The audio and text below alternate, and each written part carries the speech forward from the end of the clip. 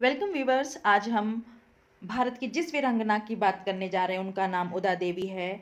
ये एक दलित वीरांगना थी और इनके साहस को देखकर ब्रिटिश अधिकारी और पत्रकार भी इनकी प्रशंसा करने से खुद को नहीं रोक पाए थे। इनका जन्म लखनऊ उत्तर प्रदेश में हुआ था और यह पासी इनका संबंध पासी जाति से था।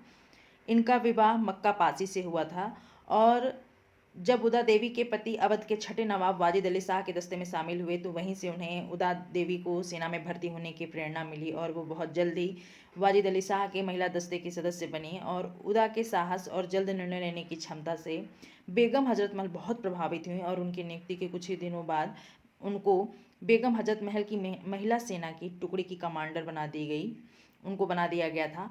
10 मई 1857 को मेरठ में सिपाहियों ने अंग्रेजों के खिलाफ जो विद्रोह किया उसकी पूरी लहर उत्तर भारत में फैल गई थी। लखनऊ में चिन्हट के पास इस्माइलगंज में हेनरी लॉरेंस के नेतृत्व में ईस्ट इंडिया कंपनी की फौज और मौलवी अहमदुल्ला शाह के नेतृत्व में संगठित विद्रोही सेना के बीच ऐतिहासिक लड़ाई हुई। इस लड़ाई में विद्रोहियों की जीत हुई और हेनरी लॉरेंस की फौज को हार का सामना करना पड़ा और इस लड़ाई में उदा देवी के पति मक्कापासी शहीद हो गए।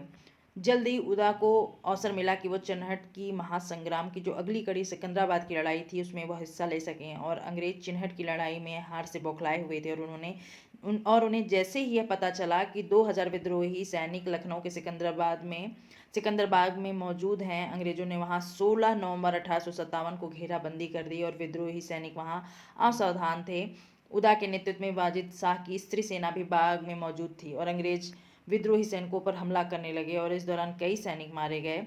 उदा ने जब यह देखा तो वह अपने हाथों में बंदूक और कंधों पर गोला बारूद रखकर पीपल के एक ऊंचे पेड़ पर चढ़ गई और वहां से उन्होंने कई ब्रिटिश सैनिकों को मार गिराया। लगभग 30 से अधिक अंग्रेज सैनिकों को मार गिराया।